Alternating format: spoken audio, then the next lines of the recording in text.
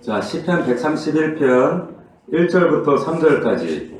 여호와여, 내 마음이 교만하지 아니하고 내 눈이 오만하지 아니하오며 내가 큰 일과 감당하지 못할 놀라운 일을 하려고 힘쓰지 아니하나이다. 실로 내가 내 영혼으로 고요하고 평온하게 하기를 젖된 아이가 그의 어머니 품에 있음 같게 하였나니 내 영혼이 젖된 아이와 같도다. 이스라엘아, 지금부터 영원까지 여호와를 바랄지어다. 아멘. 우리 젖된 아이처럼 이와 같은 제목으로 하나님 말씀 은혜를 나누겠습니다. 오늘 지금 방금 읽었던 이 말씀 여기 보면 내 영혼이 고요하고 평온하기를 마치 젖을 떼고 엄마 품에 안겨 있는 아이 같다. 정말 완전히 우리 그 엄마 품에 안겨 있는 애기들 본 적 있죠? 우리 하윤이나 도윤이 엄마 품에 안겨 있을 때 보면 그 품에 안겨 있는 아이의 얼굴만큼 평화롭고 그리고 안정돼 보이는 그런 얼굴이 없어요. 근데 지금 그 세상에서 들려지는 소리들은 참 그렇지 못한 소리들이 많이 들려요. 어제 제가 뉴스를 보면서 참 경악을 금치 못했던 것 중 하나는 뭐냐면 지금 폐렴이 중국에서 어디서 발원했는지 정확하게 알 수 없는 명확하지 않은 그 폐렴이 우한시에 지금 창궐하는데 하루에 몇백 명씩, 그것도 정확한 숫자가 아니에요. 중국 언론을 믿을 수가 없기 때문에. 근데 몇백 명씩 창궐하는데 도시가 그 대도시 우리나라 같은 명동 같은 길거리 나가도 사람이 하나도 없어요. 모든 상자의 문을 닫았어요. 근데 병원에는 사람들이 막 아비규환해 살려달라고 여기서 울고 불고 이건 보통 난리가 아닌 거예요. 그런데 지금 우리나라에도 지금 폐렴 환자들이 지금 오늘 아침 뉴스를 보니까 세 번째 확진 환자가 나왔다 그러죠. 저게 먼 나라 이야기가 아니라 우리나라에도 지금 있을 수 있어요. 과거에 우리 메르스나 사스처럼 세상에서 들려오는 소리는 정말 마지막 때 주님이 경고하셨지만 이런 연병들과 알 수 없는 이런 질병들이 막 일어나서 세상이 혼란하고 전쟁이 일어나고 또 지구 저 반대편 호주에는 지금 불이 나가지고 지금 반년 동안 지금 호주가 불타고 있어요. 먼 나라뿐만 아니라 우리나라만 봐도 지금 청년 실업이다. 요즘에는 사업이다 그래가지고 결혼도 안 하고 연애도 안 하고 애도 안 낳고 나는 혼자 살겠다 이런 족들이 늘어나 그만큼 살기가 어렵다는 얘기예요. 우리들만 봐도 우리들 삶이 참 오늘 편하다고 내일 편하다는 것을 장담할 사람이 누가 있겠어요? 우리가 지금 하고 있는 직장 일이 하루아침에 문을 닫을 수도 있고 한참도 우리가 예측할 수 없고 지금은 그래도 바꾸는 사람이 없지만 언제 어느 때 어떻게 될지 몰라요. 그러니까 들려오는 소리나 우리의 삶의 주변을 보면은 사실은 이런 평온이 전혀 이루어지지 않는 그런 모습이에요. 그런데 오늘 지금 시편 31편, 131편을 고백하고 있는 사람이 다윗이거든요. 근데 다윗은 마치 자신이 막 젖을 떼고 엄마 품에 안겨 있는 아이 같다. 자, 오늘 우리가 읽었던 이 말씀을 그 유진 피터슨이라고 하는 목사님이 계십니다. 이분은 목사님들의 목사님이세요. 근데 재작년에 돌아가셨어요. 참 훌륭하신 분인데 이분이 메시지 성경이라고 하는 성경으로 다시 번역을 했어요. 제가 지금 우리 방금 읽었던 시편 131편을 자, 그분이 쓰신 메시지 성경 번역본으로 한번 읽어드릴 테니까 한번 다시 집중해서 한번 들어보셨으면 좋겠어요. 한번 들어보세요. 하나님, 나는 대장이 되려고 애쓰지 않습니다. 으뜸이 되고 싶지도 않습니다. 남의 일에 참견하지 않았고 거창하고 허황된 꿈을 꾸지도 않았습니다. 나는 발을 땅에 디디고 마음을 고요히 다잡았으며 살았습니다. 나는 엄마 품에 안긴 아기가 만족하듯 내 영혼 만족합니다. 이스라엘아, 하나님을 기다려라. 희망을 품고 기다려라. 희망을 가져라. 언제나 희망을 품어라. 메시지 성경으로 지금 들으시니까 또 이 131편의 내용이 좀 다르게 느껴지죠?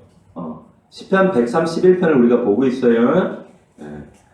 자, 그러니까 참 그 성경의 번역을 어떤 번역을 읽는가에 따라서 우리 성경이 전혀 다른 느낌으로 다가와요.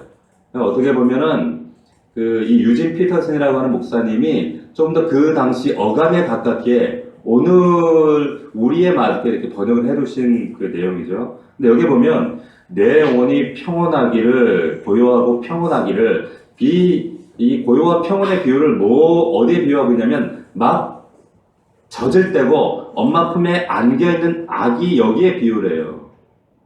엄마 품에 아기가 있어요. 우리 예한이처럼 엄마 품에 이렇게 안겨있는 예한이처럼. 근데 우리 예한이가 젖 먹어요? 안 먹어요? 안 먹어요. 근데 막 젖을 뗀 아기처럼 안겨있다는 거예요. 그것을 우리가 하나님과의 관계 속에서 이것을 절대 고요 평안의 관계야. 내가 지금 그런 상태야. 이렇게 은유하고 있습니다. 은유하고 있습니다. 근데 이 표현은 우리 영혼이 마치 젖을 떼고 더 이상 엄마에게 때를 부릴 이유가 없어. 왜? 젖을 뗐기 때문에. 때 부릴 이유가 없어요. 울 이유가 없어요. 그래서 그 품에 더 이상 때를 부리지 않고 편하게 단지 안겨 있는 것만으로 만족하고 있는 상태. 당시 자신의 상태가 이와 같다. 그러니까 욕구불만으로 말미암아서 불안정한 그런 상태가 있지 않고 나는 하나님 안에 있다는 사실 하나만으로 나 만족합니다. 지금 이 고백을 하고 있는 겁니다. 근데 이런 이스라엘 백성들과 하나님 관계를 다윗만 이렇게 고백한 것이 아니라 역사 가운데 이런 관계에 이스라엘 백성과 하나님이 있어 이렇게 말씀하고 있는 구절이 성경에 보면 여러 군데 등장을 해요. 자, 가령 예를 들면 신명기 1장 31절에 보면 이런 이와 같은 말씀이 있습니다. 한번 들어보십시오. 사람이 자기의 아들을 안는 것 같이 너희 하나님 여호와께서 너희 걸어온 길에서 너희를 안으사 이곳까지 이르게 하셨느니라. 하나님이 안아서 이스라엘 백성들을 아기를 품고 안듯 품고 이집트에서 가나안까지 인도하셨다. 이사야 46장에 보면 이사야가 또 이런 고백을 해요. 이스라엘의 남은 모든 자여 내게 들을지어다. 배에서 태어남으로 내게 안겼고 태에서 남으로 내게 업힌 너희요. 너희가 노년에 이르기까지 내가 그러하겠고 백발이 되기까지 내가 너희를 품을 것이라. 내가 지었은즉 내가 업을 것이요 내가 품고 구하여 내리라. 품고 구하야 된다. 왜? 내가 너 낳았으니까 이렇게 말씀하시는 거예요. 자, 그런데 보세요. 여러분, 젖된 아기와 젖 먹는 아이의 차이가 뭘까요? 그냥 아기라고 비유하면 될 텐데 왜 젖된 아기라고 이렇게 비유할까요? 젖된 아기. 근데 젖 먹는 아기. 어떤 차이가 있을까요? 젖 먹는 아이의 모든 관심은 어디에 있어요? 어디에 있죠? 젖에 있어요, 젖에. 엄마 젖. 오로지 엄마 젖. 먹는 일에 거기에 다 모든 관심이 가 있어요. 뭐 아이가 그 갓난 아기가 관심이 있어봐 뭐 도대체 뭐가 있겠어요? 먹는 거 외에. 엄마 젖 외에 뭐가 있겠어요? 아침부터 저녁까지 엄마 젖이에요, 정말. 우는 목적이 있으면 우는 목적은 하나야. 젖 달라고 하는 거. 엄마 젖자! 우리 그 영준이 연서 어릴 때 키울 때 보니까 엄마 젖을 사모할 때 그 사모하면 얼마나 간절하면 엄마 젖이 그냥 빠질 것 같아. 그래서 쫙쫙 빨아. 근데 우리 아내는 그러지 않은데 가로 이제 그 젖이 안 나오는 산모들이 있어. 그러면 아이들이 어떻게 하냐면 좀 비유가 좀 그렇긴 한데 빨다가 안 나오면 어떻게 해요? 깨물어 버려. 너희들 다 그랬어. 너희들이. 엄마한테 안 나온다면서 울어. 젖 안 나온다. 막 신경질 난다고. 그래서 엄마 진짜 꽉 깨물어 버려요. 젖 달라면서 막 악을 쓰면서 침을 대다가 막 신경질을 부르는 거예요. 그리고 꽉 깨물어 버려요. 자, 이럴 때 아기는 엄마 젖은 안중에도 없어요. 엄마가 아픈 거는 아무 안중에 없어요. 엄마가 중요하지 않아요. 이 젖을 물고 있는 아이는. 단지 엄마 젖보다 더 중요한 건 없어요. 그러니까 젖이 중요한 거예요. 그러나 여러분 보세요. 젖을 떼고 나면 그때쯤 되면 이제 젖보다 엄마 품이 소중하다는 걸 알게 돼요. 그렇죠. 다 우리 예한이가 엄마 품에 다 안겨 있잖아요. 지금 젖 달라고 안 해. 근데 엄마 품이 최고예요. 엄마 품이 얼마나 평온한지, 그 품에 안겨서 엄마에게 안겨서 칭얼 댈 때도 있고 옹알이도 하고 눈도 마주치고 엄마만 좋아. 근데 엄마가 안 보이면 불안해서 울어요. 울어. 비로소 저보다 엄마가 소중해. 예. 근데 그 엄마 품에 안겼을 때 젖된 아가의 모습만큼 평온한 아기가 없다는 거예요. 이때는 비로소 엄마에게만 모든 마음이 집중되는 그런 상태. 그래서 지금 다윗이 자신의 영혼의 상태를 젖된 아기, 젖을 물고 있는 아기가 아니라 젖된 아기가 그 품을 절대적으로 의존하고 있는 그런 상태, 그런 상태에 있을 때 우리가 평화로워, 평온해 이렇게 얘기를 하는 겁니다. 자, 젖을 떼고 엄마 품에 안겨서 나는 평온해 라고 하는 이 단계, 근데 저는 이 단계, 이 부분을 생각하면서 문득 떠오르는 책이 있는데 그 책이 뭐냐면, 여러분 니체라고 하는 사람이 있어요. 프리드리히 니체. 우리가 이제 이 사람은 참 반기독교적인 사람이다 라고 이렇게 좀 오해를 하는데, 사실은 반기독교적인 그런 내용들이 많긴 하지만 사실 이 니체도 루터교 집안의 목사 아들이었어요. 목사 아들이었고 그런 집안에서 자라다가 나중에 철학과 신학이라는 이 사람은 아주 천재였거든요. 근데 그 안에서 고민을 하다가 철학을 선택한 사람이었어요. 근데 이 프리드리히 그 니체가 살던 그 시대가 19세기 때 종교개혁이 완성된 시대였어요.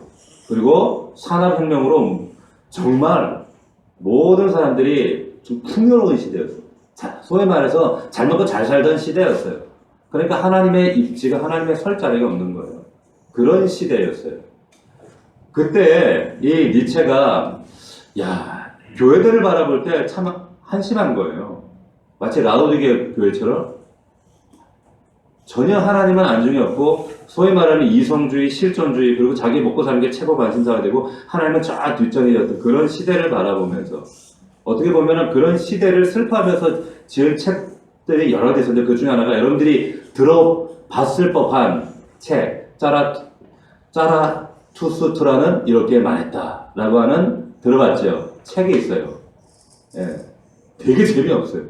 되게 재미없는데 깊이 뭔가 그 시대상을 이해하고 혹은 또 어떤 이 사람이 바라보는 기독교 교회의 정말 우리가 눈여겨봐야 할 정말 안타까운 모습들을 좀 우리가 다시 한번 상고하려면 우리가 참고할 만한 그런 책입니다. 자라투스트라는 이렇게 말했다. 근데 거기 책에 보면 이런 얘기가 있어요.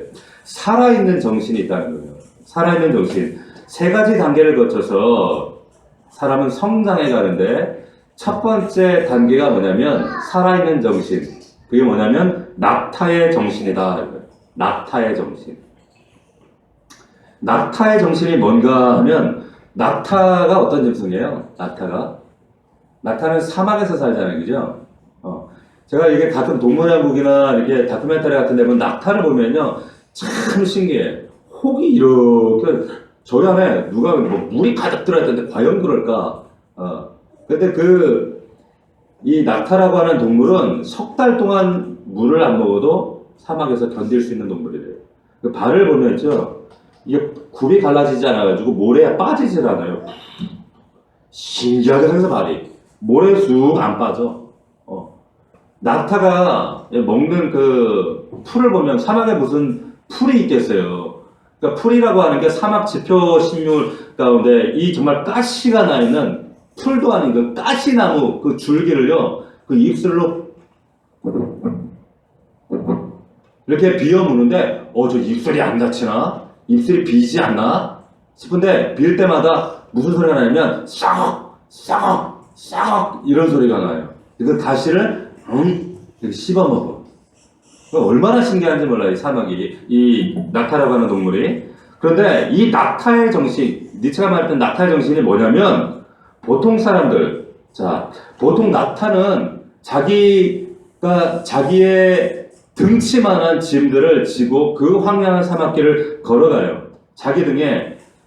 근데 그 짐을 지러 갈 때 절대 그 짐을 거절하거나 그 짐 지기를, 물론 이제 길들여지기 전에 그렇긴 하지만, 길들여진 낙타는 그 짐을 거절하지 않아요. 오히려 자기 짐에 등이 얹혀지기를 소망해요. 기대한다는 거예요. 살아있는 정신은 뭐냐? 보통 사람들의 반응은 뭐냐면 짐이 내게 무거운 짐, 아우 나는 쉬운 짐만 져야지. 무거운 짐은 아우 나 무거운 짐 지기 싫어. 이게 보통 사람들의 반응이란 말이에요. 그런데 살아있는 정신은 뭐냐? 살아있는 정신은 뭐냐면 짐을 지러 간다는 거예요. 근데 보세요. 세상에서 가장 무거운 짐이 뭐냐면 여기서 이제 그 부분은 의도적으로 얘기하고 있지만 세상에서 가장 무거운 게 뭘까? 무거운 짐이 뭐냐? 그거는 뭐냐? 이게 가장의 무게인가? 가족일까? 아니면 우리 각자에게 주신 사명일까? 그게 아니라 가장 무거운 짐은 뭐냐면 바로 내가 얼마나 초라한 존재인지 작은 존재인지 내가 이것밖에 안 되는 존재인지를 인정하는 거. 인정하는 게 그 짐을 지는 거예요. 내가 얼마나 미련하고 연약하고 어리석고 작은지 내가 얼마나 한심한 존재인지를 인정하는 거. 자, 그래서 이 살아있는 정신은 뭐냐? 그 무거운 짐을 짊어지고 남들이 기피하는 어디로 가요 이제? 사막으로 들어가는 거예요. 사막으로. 사막 깊은 데로 들어갑니다. 사막에 들어가면 뭐가 있어요? 아무것도 없죠. 황량함만 있죠. 흑암만 있어요. 반에 물론 별이 보이지만 아무것도 없는 그 황량함으로 들어가면 결국 누굴 만날까요? 누굴 만나요? 먼저 자기 자신을 만나요. 아, 나는 이렇게 연약한 존재구나. 그리고 자기 자신과 결국 만나게 되는 거예요. 자기 자신의 한계와 부딪힐 때 어떻게 될까요? 또 하나님을 만나야 돼요. 자, 실제로 보세요. 이게 낙타의 정신인데 우리가 인생을 살아가면서 우리가 가벼운 짐만 골라서 짊어지려고 요즘 세태가 그렇긴 하지만 가벼운 짐만 짊어지려고 할 때 그 사람 정신세계는 그 사람 정신은 커지지 않아요. 자기가 확장되지 않아요. 살아있는 정신이 되려면 이 단계를 거쳐야 된다는 거예요. 자, 두 번째 정신을 뭐라고 얘기했냐면 사자의 정신이래. 사자의 정신. 우리 동물의 왕국을 보면 사자는요, 모든 동물이 열심히 뛰고 열심히 경계하고 절대 세렝게티 초원에서 다른 영양들, 물소들이 초식 동물들은 누워서 자는 법이 없어요. 근데 유일하게 누워서 자는 동물이 누구냐? 사자예요. 사자는 물 먹고 싶을 때 물 마시고 또 고기 먹고 싶을 때 고기 먹고 그리고 자고 싶을 땐 배 깔고 들어 누워서 자고 그냥 자기가 하고 싶은 대로 해.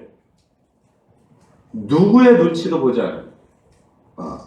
자, 절대 누구 눈치 보지 않고 자기가 원하는 대로 자유해요. 이게 사자의 정신이에요. 다시 말하면 이게 뭐냐면 자기 굴레에서 벗어난 존재라는 거예요. 자기의 굴레. 나에게서 벗어난 존재. 자, 우리가 인생에 고난을 겪고 곤고할 때, 우리의 삶에 항상 우리가 굴레로 다가오는 게 뭐냐면 저 사람이 나를 어떻게 생각할까? 세상은 나를 어떻게 바라볼까? 항상 이게 우리가 굴레가 돼요. 저 사람이 나를 이렇게 보면 어떡하지? 그래가지고 우리가 소위 행복이라는 거, 이런 좋은 옷을 입으면 행복해지기 때문에 우리가 그런 좋은 옷을 입는 것 같지만, 그래서 나도 저 사람들이 그렇게 갈구하는 행복을 위해서 나도 저 사람들이 입는 명품 옷, 좋은 옷이라는 걸 입고 나도 행복해지면 좋겠는데 막상 사람들이 그걸 못 알아보지면 어떻게 해요? 속상해요. 왜요? 안 알아봐 주니까. 결국 그 행복이란 게 뭐냐면 그 행복이 결국 다른 사람의 시선에서 비롯되는 행복이라는 거예요. 이 굴레에서 벗어나지 못한다는 거지. 사자의 정신이라는 건 뭐냐면 결국 이 자기 굴레에서 벗어난 거예요. 자, 다른 사람이 결국에 내 삶을 규정하지 못해. 다른 사람이 뭐라 하건 상관없어. 야, 사람들이 나보고 야, 너 그렇게 사는 거는 불행한 거야. 너 그렇게 살면 안 돼. 너 왜 그렇게 살아? 그럴지라도 나는 이게 행복해. 나 이게 자유해. 그러면 행복한 거예요. 다른 사람이 뭐라고 하든 상관없어. 다른 사람이 규정한 행복은 아무 이유가 없어. 내가 하나님 앞에서 규정하는 그 행복이면 돼. 사람들이 뭐라 하건 다른 사람에게 굴레에 거기에 굴복되는 거, 그것은 진짜 행복이 아니라는 거죠. 나는 이거면 충분해. 난 그래서 행복해. 이게 사자의 정신. 조연하죠. 자, 세 번째가 뭐냐면, 자, 낙타의 정신을 통과해서 그 다음 단계로 사자의 정신을 넘어가서 그 다음에 단계가 이 뭐냐면, 뭐라고 얘기하냐면 어린아이의 단계라는 거예요. 오늘 본문에 있는 어린아이. 근데 니체는 이 단계가 초인이다 이렇게 얘기해요. 초인. 무슨 말이냐면 어린아이 단계는요, 뭐 순진한 단계, 순수한 이런 단계를 말하는 것이 아니라 어린아이는 뭐예요? 절대 의존적 단계잖아요. 그죠? 품에 안겼을 때 엄마에게 절대 의존해야 돼. 근데 이때 또 하나의 특징은 뭐냐면 수용성이에요. 절대 의존하기 때문에 뭐든지 수용하는 이 때문에. 뭐든지 받아들일 수 있어요. 이 말은 또 달리 말하면 긍정적으로 변화될 가능성이 굉장히 높은 때. 품 안에 있는 아기들은 엄마 품에서 뭐 어떤 정서적인 교감과 어떤 인격적인 교감을 하느냐에 따라서 그 아이의 훗날의 삶의 모습들이 그대로 사실은 투사가 되거든요. 그대로 드러나거든요. 이게 어린아이의 단계. 그런데 우리가 기억해야 될 것은, 중요한 것은 뭐냐면 이 낙타의 단계를 거치지 않고 사자의 단계를 거치지 않고 어린아이가 되는 경우가 있어요. 이때는 진짜 유치해요, 삶이. 이런 사람들은 진짜 유치해져. 자기에게만 집착하고 자기 감정에만 집착하고 자기 먹을 것만 집착해요. 이런 2차 단계가 되면 안 되죠. 반드시 낙타의 단계를 거치고 사자의 단계를 거쳐서 어린아이의 단계까지 가야지만이 그럴 때만이 정말 성숙해질 수 있다. 이건 물론 니체가 말하는 이런 성숙의 단계지만 일맥은 지금 우리가 읽었던 이 10편 131편과 일맥 통한다는 거예요. 예수님께서도 그래서 누구든지 어린아이 같이 되지 아니하면 하나님 나라 들어갈 수 없다 말씀하신 이유도 여기 있는 겁니다. 자, 김교신 선생님이라고 우리 민족에 정말 큰 일을 하셨던 민족의 어른이 있어요. 아주 신실한 우찌무라 간조 목사님의 제자이기도 했습니다. 이분이 우리 일본에서 유학하고 우리나라 들어와서 성서조선이라고 하는 잡지를, 우리나라 기독교 처음 잡지를 만드신 분인데, 이분 잡지에 보면은 유영석이라고 하는 분이 쓰셨던 시를 이렇게 올려두신 내용이 있어요. 근데 그 시가 이제 한번 들어보세요. 되게 감동적이에요. 나는 씨름 없구나. 얘들아, 씨름이 뭔 줄 아니? 힘들지 않다는 거야. 고민이 없다는 거야. 잘 들어보세요. 나는 씨름 없구나. 이제부터 씨름 없다. 님이라는 건 누군지 아시겠죠? 님이 나를 차지하사 나를 맡으셨네. 님이 나를 가지셨네. 몸도 낫도 다 버리네. 내 거라곤 다 버렸네. 이렇게 했어요. 옛날처럼 이렇게 하나의 여운과 같이 이렇게 했어요. 한번 다시 한번 들어보세요. 나는 씨름 없구나. 이제부터 씨름 없다. 님이 나를 차지하사 나를 맡으셨네. 님이 나를 가지셨네. 몸도 낫도 다 버리네. 내 거라곤 다 버렸네. 여기 씨름이 없어요. 씨름이 없어. 왜냐하면 세상사에 걱정, 근심이 없고 세상에 어둠이 없기 때문에 씨름이 없다는 말이 아니에요. 세상사에 여전히 어둠이 있어요. 고난이 있어요. 고통이 있어요. 그럼에도 불구하고 왜 이런 고백을 할 수 있느냐? 여기 고백 가운데 님이 나를 차지하셨기 때문이라는 거예요. 님이 나를 차지하셨기 때문에. 역으로 설명하면 님이 나를 차지하지 않으시면 우리는 씨름에 들 수밖에 없죠. 대부분의 고난과 고통과 우리 염려하고 계시는 문제들은 결국 관계의 문제라는 거죠. 자, 님이 나를 차지하시기 때문에 걱정할 것이 없어. 그 안에서 쉬고 있는 마음이죠. 이 쉬고 있는 마음이 뭘까요? 마치 젖된 아기가 엄마 품에 안겨있는 그 마음이에요. 그 모습이에요.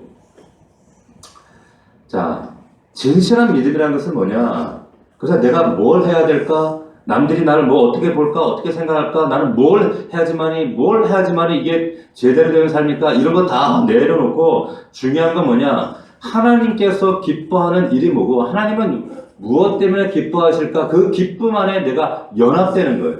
그래서 하나님의 기쁨이 내 기쁨이 되어지고 하나님의 기뻐하는 일을 그래서 내가 하는 상태. 이 상태가 특성화를 나니? 이 상태가 바로 아기 품에 안긴 젖을 땐 엄마 품에 안긴 아기의 모습이라고 합니다. 자, 조금 더 본론으로 들어가 봅시다. 그럼 이게 어떻게 이게 가능해요?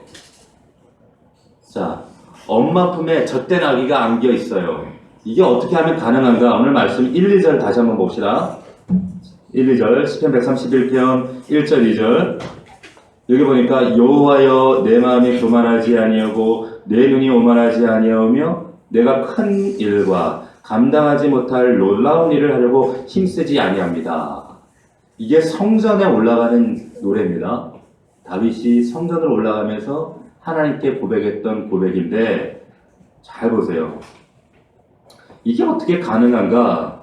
내가 교만하지 아니하고 내 눈이 오만하지 아니하고 이 얘기만 딱 들으면 이 사람 진짜 교만한 것 같지 않아요? 나 교만하지 않아요. 나 오만하지 않아요. 되게 교만한 말처럼 되죠, 사실은 더. 네? 보세요. 이 말이 참 교만하게 들리는데 사도 바울도 이런 비슷한 이야기를 해요. 뭐라고 얘기하냐면 내가 그리스도를 본받은 것 같이 너희도 나를 본받는 자가 되라. 지가 얼마나 잘났으면. 저도 여러분들에게 이런 말 하기가 참 조심스럽거든요. 제가 그렇지만 여러분들에게 그런 얘기 할 때가 있어요. 모델링이 되라고. 본이 되라. 근데 이 의미가 어떤 의미인지 여러분 잘 이해하셔야 돼요. 너희도 나를 본받는 자가 되라. 이거는 교만한 자기를 우쭐해서 하는 얘기가 아니라 교만이 아니라 이 말은 철저하게 자기 부정이 되는 사람이 아니고는 이런 말을 할 수가 없어요. 이 말은 결국 1절의 이 말은 철저하게 자기 부정이 가능한 사람의 고백이라는 거예요.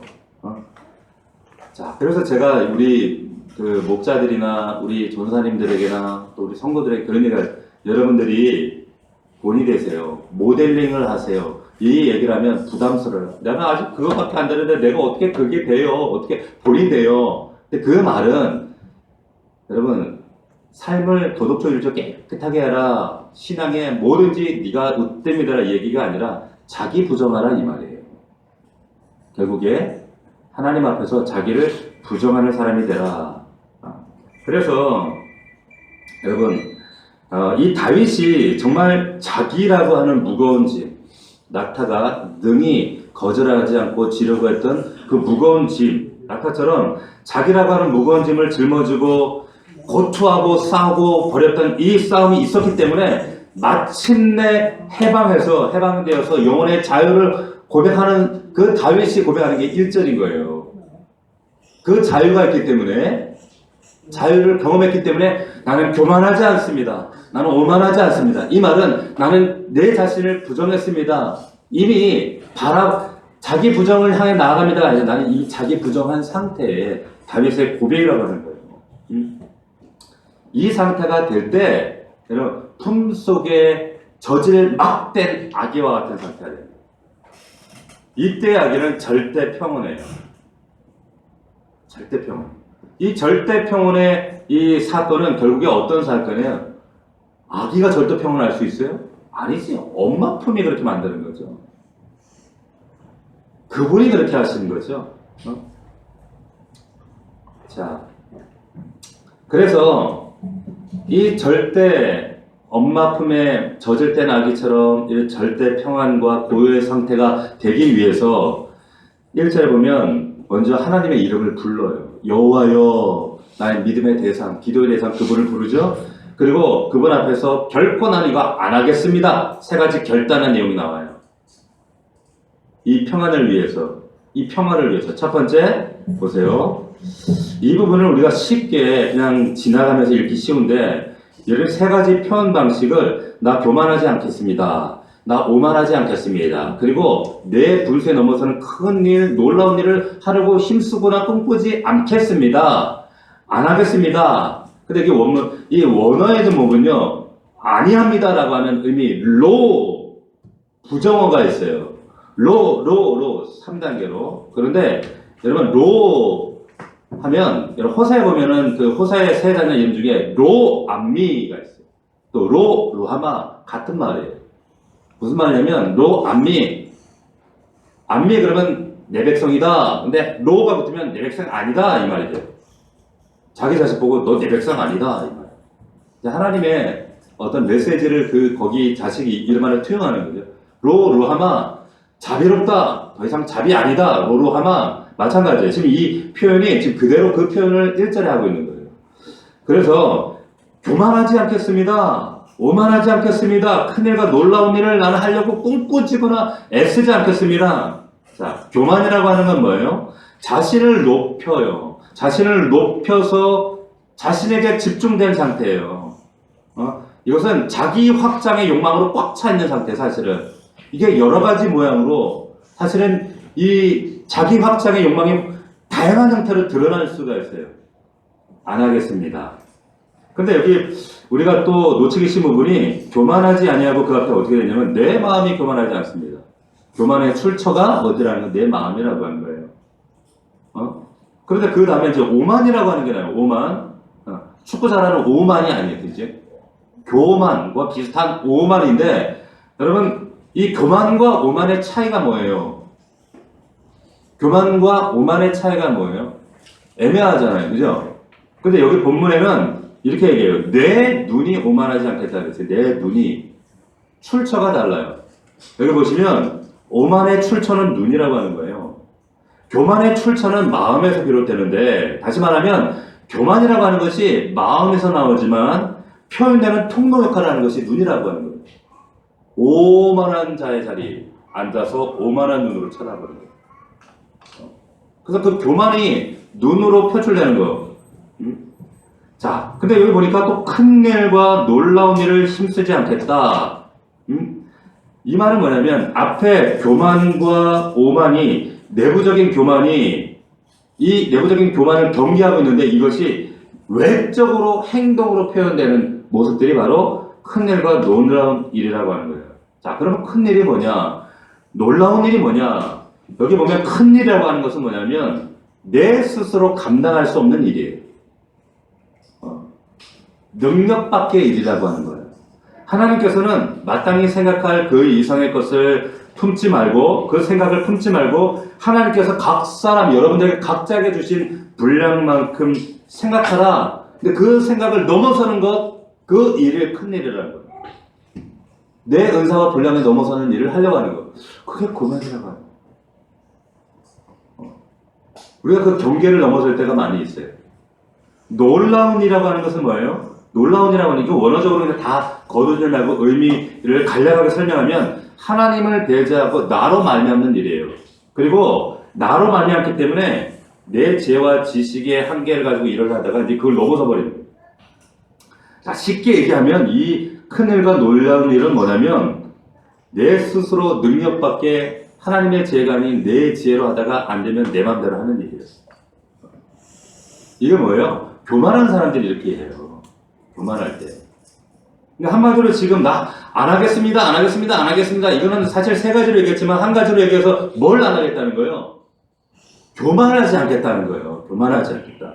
한 가지 마음으로 지금 한 가지를 경계하고 있는 겁니다. 마음으로 시작된 교만이 눈으로 표출돼서 오만이 되고 행동으로 드러나서 점층적 교만이 되면 이제 이 교만으로 뭘 하는가? 내가 하나님을 넘어서는 일을 하지 않겠다는 거예요. 그러니까 내 뜻대로 안 되면 막 화가 나고 울분이 나고 원통하고 억울하고 이런 마음도 드는 거지.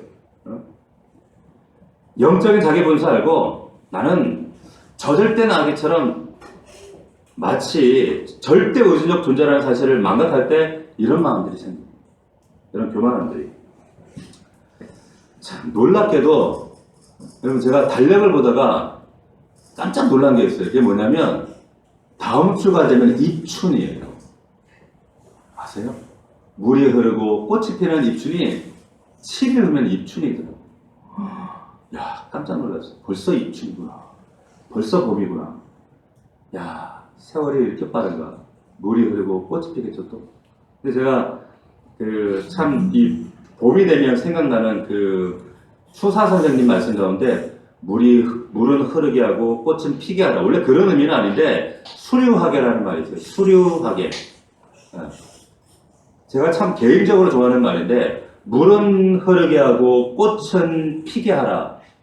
원래 사역적인 의미, 사역의 의미가 아닌데, 사역동사의 의미가 아닌데, 제 나름대로 물은 흐르게 하고 꽃은 피게 하라. 이런 의미예요. 그런데 우리가 우리 영혼 속에서, 우리 삶 속에서 여러분 물이 흐르고 우리 삶 속에서 꽃이 피어나는 것이 피어날 때가 언젠가, 언제 물이 흐르고 꽃이 피는가? 우리의 높아진 것이 내 속에서 무너질 때 그래요. 보면 단단한 얼음이요. 저게 언제 봄이 올래나 싶은데 어느새 봄이 오면 녹아서 흘러요. 그렇죠? 내가를 흘러요.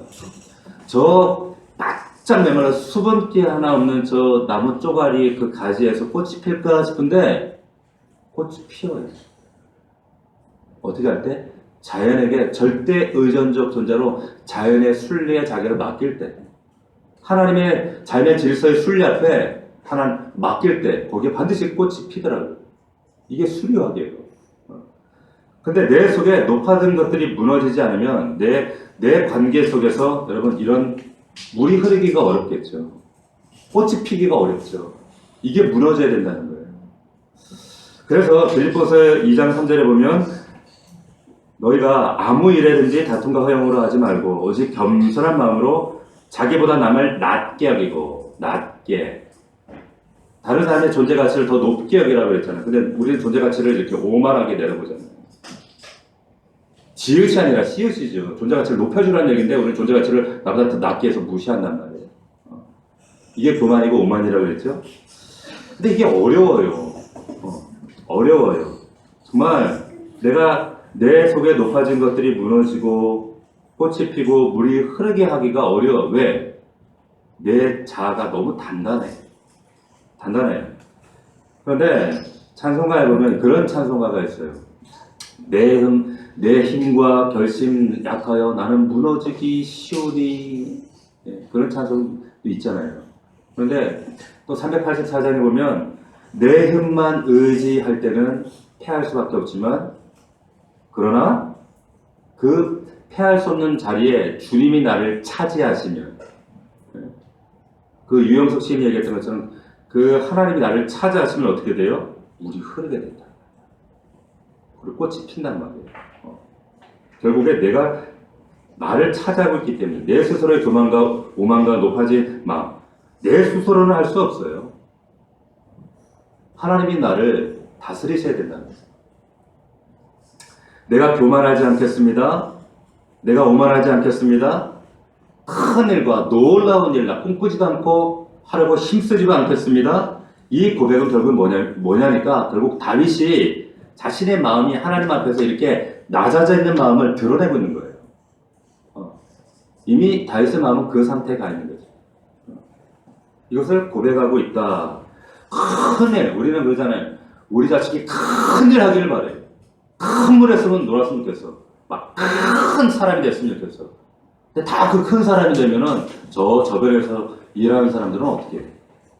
우리가 오해를 하는 거예요. 이게 기독교, 우리가 교회 안에서 막 목사님들 기도할 때 우리 아이들 막 다 만나는 애들마다 이 대통령 되게 해달라고. 대통령만 되면 이 나라가 어떻게 돌아가겠어요? 누군가는 거리를 썰어야 되잖아요. 이 명절에 우리는 다 편하겠지만 누군가는 또 뒤에서 이 명절이 돌아갈 수 있도록 저변의 일을 해야 되잖아요. 큰 사람 되는 게 중요한 것이 아니라 하나님의 마음을 알고 하나님을 절대 의존하면서 하나님의 일을 하는 게 중요한 거지 큰 일은 그런 일이 아니에요. 그러니까 어떤 목사님이 그랬어요. 어떤 목사님이 이제 시골에서 목회할 때 동네 애들을 만나면 이쁘니까 아이고 이놈의 자식 이쁘네, 너는 커서 이 동네 이장이 되라, 아이고 이쁘네 이장이 되라. 그러니까 그 부모들이 기분이 나쁜 거예요. 아니 우리 애를 겨우 동네 이장 되라고. 기분 나쁘네 목사님.